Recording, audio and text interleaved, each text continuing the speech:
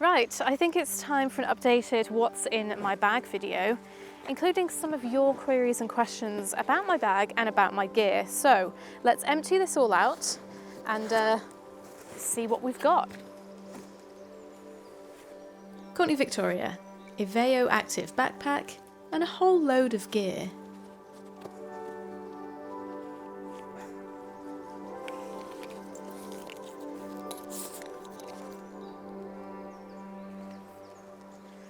Big thanks to Karen, by the way, for helping me out with today's video. This is, as most of you know, the Vanguard Veo Active trekking bag, and I've used and abused this bag for about 1.5 years now, and I still swear this bag to be the most comfortable and flexible camera bag I have ever owned. So much so, I now have a second bag because I needed a slightly bigger one. For full transparency, I have not been asked to create this video. I am not paid nor sponsored in any way, but I am a Vanguard ambassador, and so I asked them very kindly for a larger bag, and they did gift me one.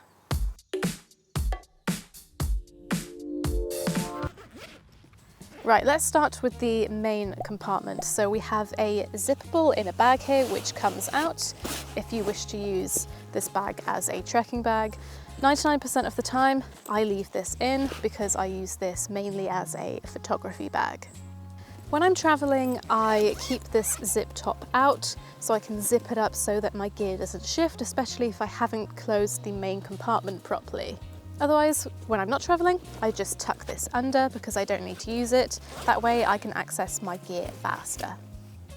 A few of you have asked me about the resistance you get when you try and pull the inner compartment out of the frame of the bag. Now, you are going to get more resistance when you have gear in here because it is heavier than when your bag is empty.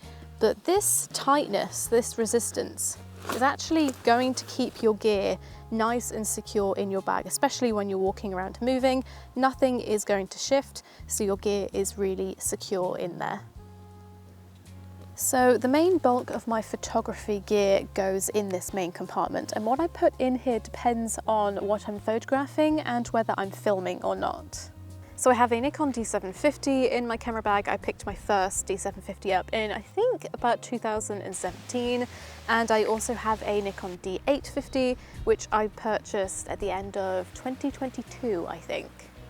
Many of you have noticed that I tend to use the D850 more than the 750 in my videos these days, and this is for a couple of reasons. So the D850 does have a few features that are very useful for certain types of photography, such as macro photography, which I do a lot of these days. So for example, the focus peaking, the focus shift shooting. This camera allows for slightly faster shooting as well. So if I'm doing photography alongside filming, then this is my go-to, my preferred camera, and has essentially become my work camera. But for the people who still love the 750, I promise you I still have it, I still use it, and I also still love it. Frequently asked question, Courtney, do you use a mirrorless camera? Will you use a mirrorless camera? When will you use a mirrorless camera? Short answer, no. I have no plans to switch to mirrorless. Long and detailed answer, this setup is perfectly fine for what I need it and want it to do. As a landscape photographer, I don't need all singing, all dancing. This works perfectly fine and I have no issues with it. Now, the mirrorless cameras are fantastic. I have tried a few of the Nikon Z models, the Z6, the 7, and I have briefly tested a Z8. Fantastic cameras. But these cameras, in my opinion, are not going to revolutionize my photography. They are not going to significantly improve the image quality. This is perfectly fine. This does the job. It would be spending money for the sake of spending money if I switched to mirrorless.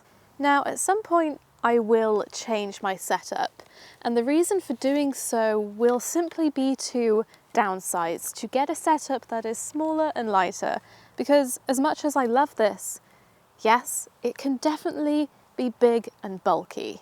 Now, in terms of my macro photography, it's a different story. I am tempted from next year onwards, so not in the near future, to invest in the OM system, because going towards micro four thirds for my macro work will give me a few benefits. But that is something that I'm going to research over time. It's not an immediate move, and I'm not entirely sure yet if I will move towards micro four thirds for landscape photography just yet. Frequently asked question number 2. Courtney, what is that orange thing on your camera? This is the 3-legged thing universal Ello bracket, and this makes going from horizontal to vertical on a tripod much easier without restricting bull head motion. This can reduce the effectiveness of your bull head and can compromise the stability of your tripod. The disadvantages to using an L bracket is that unless you get one that is specifically designed for your camera, they can block certain ports. So if I want to plug in a shutter remote here, I have to unscrew this at the bottom and drag it out so I can access that port.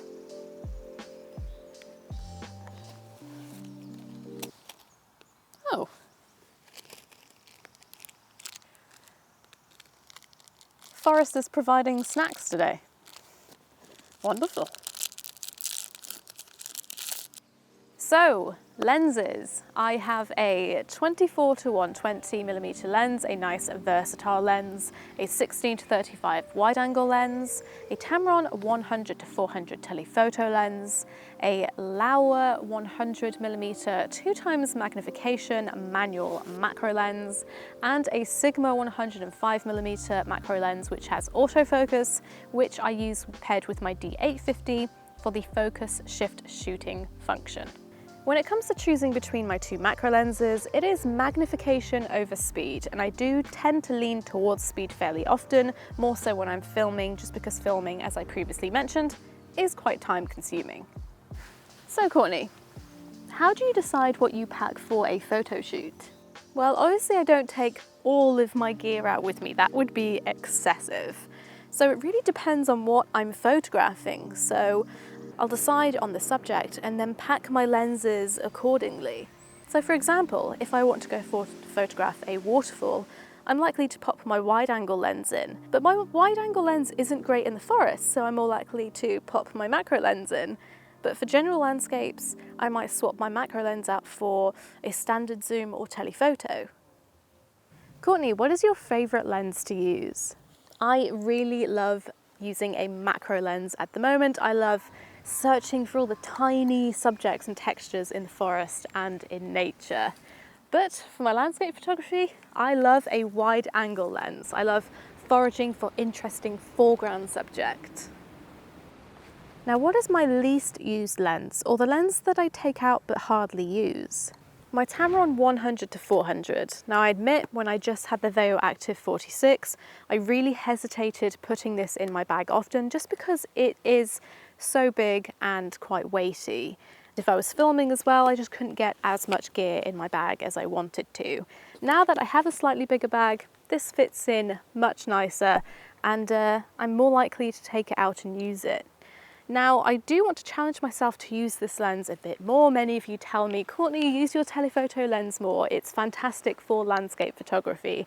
And I think it would be great to revisit locations that I've been to and taken photos at with other lenses to see what I can get with this in comparison. So here are a few examples of different setups that I might take out depending on what I'm photographing.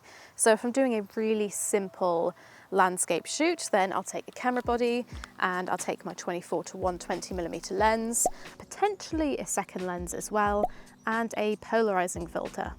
For macro, I'll pop in a camera body, a macro lens, a portable LED light, a polarizing filter, and a focusing rail if I'm manually stacking.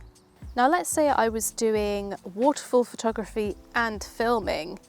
I'd put in a camera, a wide angle lens, a standard zoom lens, a couple of filters, a Z30 for video with a 16 to 50mm lens and potentially a 24mm f1.7 with some microphones as well. So these are my main photography bags. I don't own a huge amount of bags because I try not to hoard camera bags. I do have a couple of small and older shoulder bags that I really just store my film cameras in. And these don't get taken out with my DSLR setup often because, in all honesty, I find shoulder bags quite uncomfortable.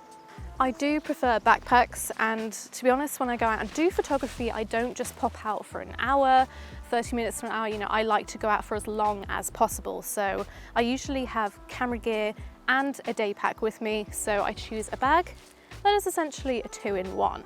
I could use a hiking day pack and a small camera bag, which I could pack into the larger bag. However, I don't have as easy access to my camera in comparison to a dedicated photography bag that includes a day pack. So on the days I take a very minimal setup with me, so that would be a camera body, a 24 to 120mm lens, and probably a polarizing filter, I would opt for the Veo 46, the smaller backpack. Everything fits in here really nicely. It's a very, very comfortable bag, even if it might be a slight overkill, but I can get extra stuff in here, as I said, for the day pack, if I wanted to. The larger bag really is for those longer days out where I'm carrying a lot more equipment and for filming. More questions. How do I evenly distribute the weight of my camera equipment and my bag, especially on long days out? So I make sure that the weight is central in the bag by putting the heaviest bits of gear in the middle of the bag. If I'm carrying a tripod, then I'll pop it in the middle of the bag like this, attached to the front, so I feel balanced. If you're carrying a lot, don't put heavy things on top, because if you tilt backwards, then gravity will take you. This bag has an aluminium alloy frame in it, which increases the protection of your kit, but also stiffens the rear of the backpack. The back panel is padded, and you also have padding for the lower back and shoulders. I use the padded waist belt it comes with to spread the pressure of the bag around my waist, and it takes the weight off my shoulders slightly, especially if there is a lot in there. Jerry asks, how many kilos are there too many? I worry about the weight of your bag. Now this bag is 2.7 kilos when it's empty. I don't really feel as though I have an issue with heavy weight, even though I do have a bulky and a slightly heavy-ish DSLR setup, and that's because this bag is designed to have a lot of gear for long distances.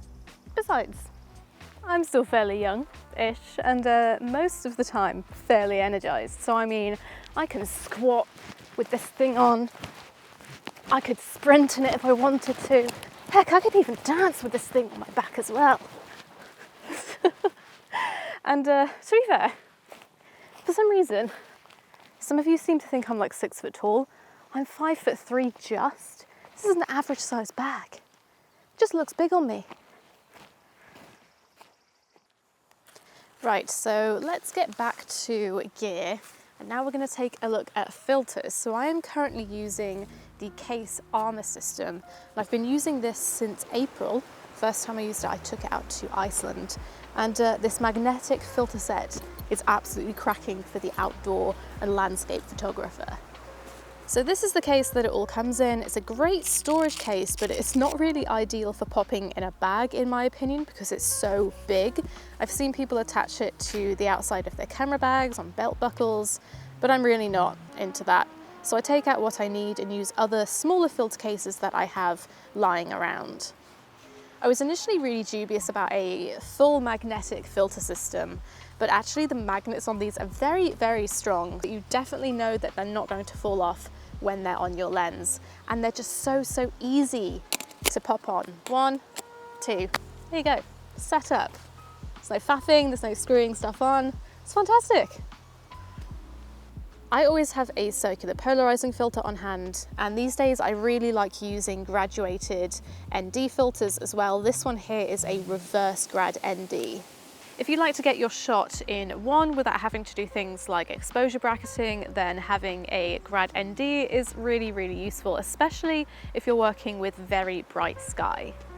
We've also got a few ND filters in here at different stops, and a cover so that you can cover your lens and the filters up in between shots so that they stay nice and clean, rather than having to take them off, put them away, then put them back on again.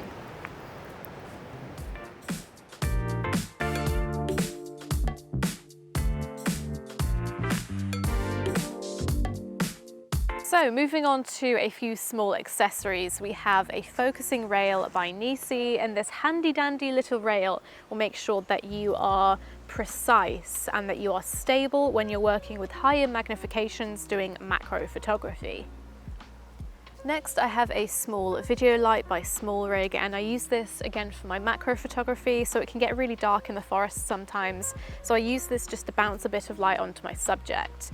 I do also have color options on this, so I have the ability to get really creative with my lighting. This is currently the only light that I have for my macro photography. I like it because it's small, it's portable and rechargeable, but I am looking for a secondary light. A few of you have asked me, do I own a flash? I do not, but I am currently looking at the Godox range as I wish to pick something up, something that I can use off camera though. So if you have any recommendations, feel free to share. Next, I have a reflector by Small Rig, and this is mainly used for either macro photography or filming. It was bought for filming. It just reflects a bit of light onto my face when it's a bit dark, especially in the forest, but it has been useful in bouncing some light onto some fungi on dark and dull days. Small accessory storage. The Active bags come with a pouch for SD cards and batteries, keeping it all nice and tidy together so that you can't lose anything. I always have spare SD cards and batteries, especially on a long day out. Question number something, I don't know what question we're on. What extra accessories can you recommend for fungi photography? So portable light, to bounce some light, especially when it's dark. If you are gardening and blowing bits off fungi, then a little blower is quite useful, or a small pair of tweezers just to take tiny things off of those delicate subjects. Something to sit on when working on the ground. I accept that I'm going to be sat on the ground and I'm probably going to get wet and muddy, or I put on waterproof trousers. Shutter remote cable if you're worried about causing vibrations when taking photos, and an articulating LCD screen is quite useful at low angles. I find it really awkward to shoot vertically when doing macro photography low to the ground on my DSLR because the LCD screen does not flip this way, unlike my Z30 does. Question, what non-essentials do you carry in your camera bag? So I always have a cleaning cloth or two because you never know when you're going to need it. I tend to store mine in the laptop compartment of my camera bag. I have a tile tag, one in my bag, one in the car, so if I lose the car or the bag or for some reason myself, I can be found.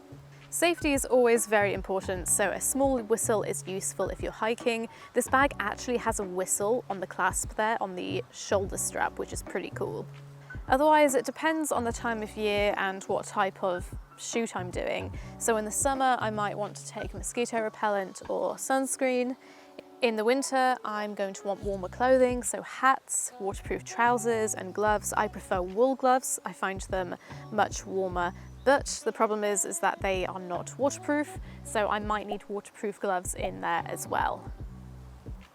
I usually have rain covers in the camel pack pouch of my bag for rainy days. The bag is weather resistant, but not completely waterproof. Some sort of torch or headlamp if I'm doing an early morning or a late evening shoot.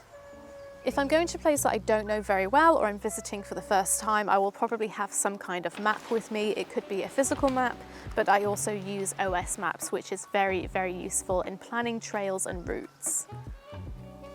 So the Veo Active bags have a charging port. So in the roll top here, there is a USB port, so you can plug in a power bank. This cable then goes through to the side pocket here, where you can plug in another cable and then feed it through this hole here, so you can charge your phone, batteries, even cameras on the go. Otherwise, the roll top is my favorite compartment because food goes in here, and I love a snack when I'm outdoors, but also you can roll it up, tuck it out the way if you're not using it, or you can fully extend it if you have a lot of stuff in there, perhaps you're on a long day out. And I love to see how much stuff I can get in these day packs, so let's see what we can get in here.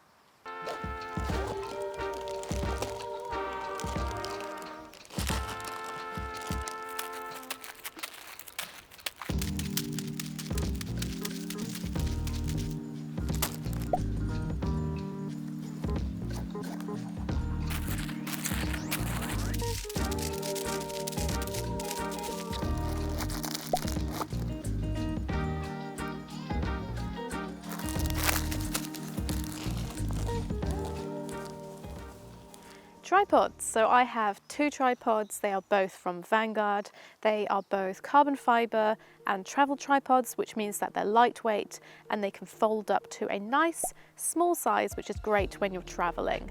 So this tripod is a bit bulkier and a little heavier, and I use this for my main landscape photography tripod. It has a multi-angle column, really good for getting into awkward angles, getting low, great for product or food photography, and it comes with an extra mount, so I could place a second camera or some lighting and a phone on the top as well. This is my second tripod, and I mostly use this as my filming tripod, but sometimes for my macro photography as well. It has a reversible center column, which means that I can get really low to the ground, and it also comes with a low angle adapter. Tripod maintenance. I clean mine often, even if it's just a quick wipe down after rain or washing off mud, but I make sure to take the legs apart to really get in there, especially if I've been on the beach or it's been excessively muddy, to make sure that these twist locks are easy to open and lock and there's no resistance in extending the leg sections. I like to be able to pack away and extend my tripod really quickly, and if you've got dirt, mud, sand jammed in there, then you're going to spend more time trying to sort your tripod out than you are going to be taking photos. Question, Courtney, why do you use a tripod even if you're not doing long exposures? So I am not a good handheld photographer. My setup does not have IBIS, so I cannot do a 1 second exposure with this handheld successfully. So I use a tripod for stability. Now I also use a tripod when I'm not doing long exposures, but because it also allows me to slow down when I'm setting up a shot, it allows me to take my time to think about what I'm doing, make micro adjustments so that I can get the best shot possible in the moment. I also use a tripod for filming so that you can be there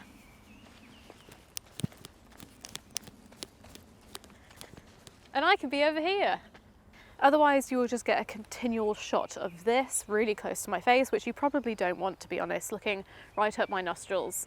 So tripods, handy for all sorts of things. If you'd like to know more about my tripods or a video that specifically centers around tripods, how I use them, why I use them, where I use them, let me know in the comment section down below. Right, last question. Courtney, what are the 3 most important features that you look for in a bag? So number 1 is going to be the day pack. I love to throw snacks in my bag when I go out and a bit of clothing in there as well. 2, it has to be rugged enough to deal with the outdoors, so it needs to be weather resistant to a point. And number 3, the size. It has to be big enough to hold all the gear that I need, but also small and compact enough to travel with. If I was traveling abroad, the Veo 49 is potentially slightly too big for most airline carry-ons. However, the 46 is the perfect size. However, if I did decide to travel with the 49 and I was told that I had to check the bag in, I could just take the inner compartment out and keep that with me, so I'd have most of my camera gear with me, and I can then lock the back of the main bag and throw that into hold luggage. Right. Did we do it? Did we cover it all? That was a lot of gear to go through, so if I missed anything or you have any questions, feel free to pop them in the comment section down below and I will do my best to answer them. Otherwise, I guess I'll see you in another 1.5 years to see what is in my camera bag. Thank you so much for watching, and I'll see you next time. Come on, we're off.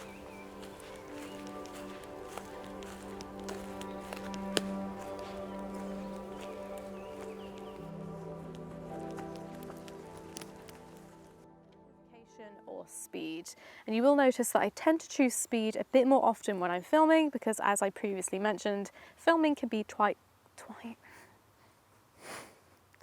time consuming. Macro lenses, it is magnification.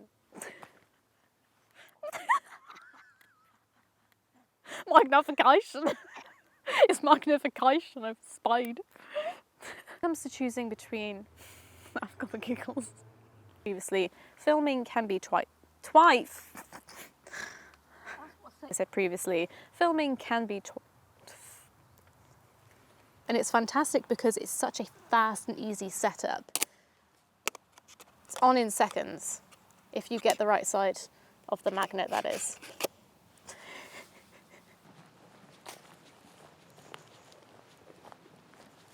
A slightly bigger bag. Money! Money just fell out of this bag.